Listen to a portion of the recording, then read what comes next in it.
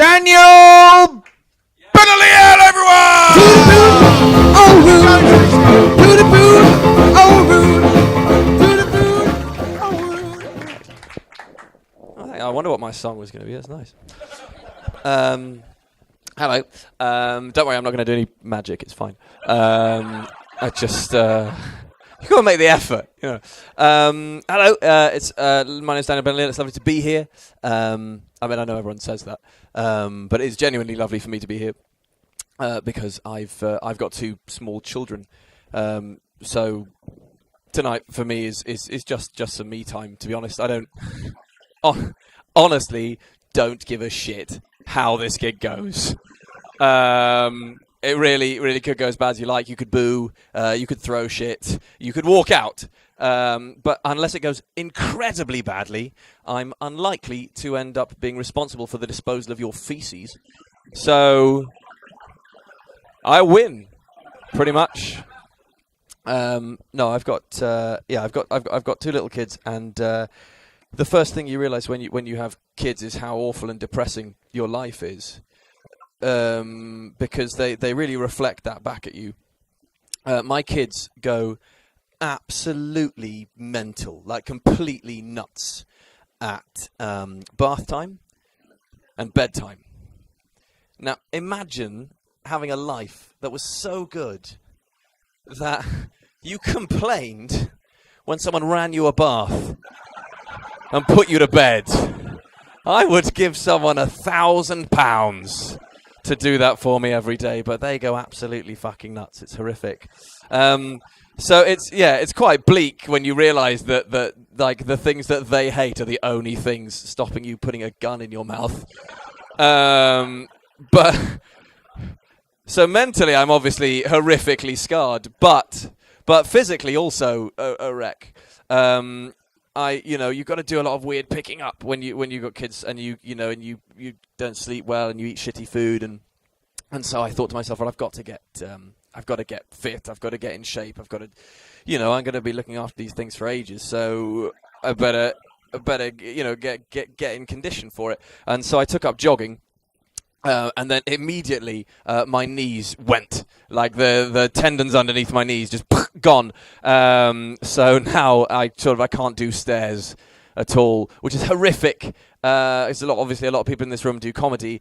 Comedy clubs are almost exclusively upstairs or downstairs in pubs. This is like the best comedy club in the world for me because there's one step I have to do to get up on stage.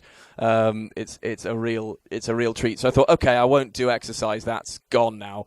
I'll just try and do simple things. I'll try and eat well. The simplest thing you can do is drink water. Just drink the right amount of water. Simple, easy. Anyone can do that until you look into it. Do you have any idea how much estrogen there is in London tap water? It's terrifying. I bought my wife some flowers the other day and took them home, filled a vase up with water, put the flowers in. They grew tits.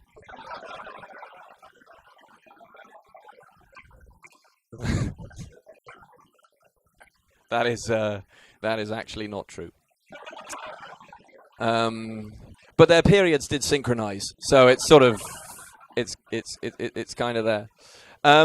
The possibly the bleakest aspect of having children is you suddenly realise that you can't do some of the things that you thought you were entitled to when you were younger and more carefree.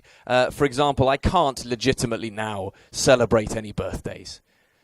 It feels ridiculous when you've held children's parties in your own house to make a big deal about being like 34. And I've started to suspect that is the reason why nowadays people go on about funerals being a celebration of life. Because I think that's probably the next chance I will get to celebrate any aspect of my life again. But then I'm torn because I'm well aware that that at my funeral I will be dead. I don't really want anyone being cheerful at all. I would, if anything, like people weeping and renting their clothes and a sort of string of ex-girlfriends throwing themselves onto a pyre as I roast in front of everyone.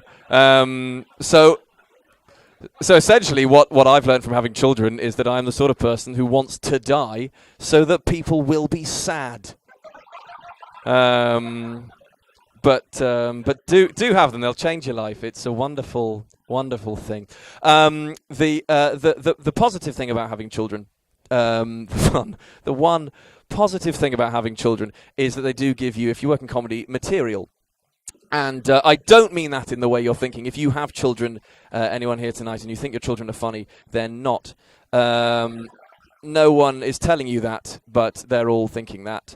No, I mean, they quite literally give you material. And I'd just like to finish with a joke that my son wrote for me when I told him I had a gig tonight.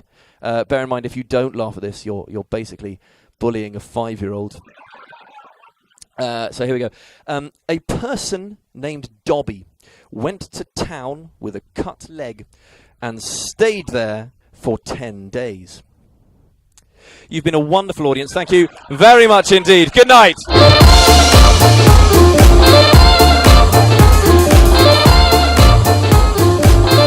Daniel Benolio.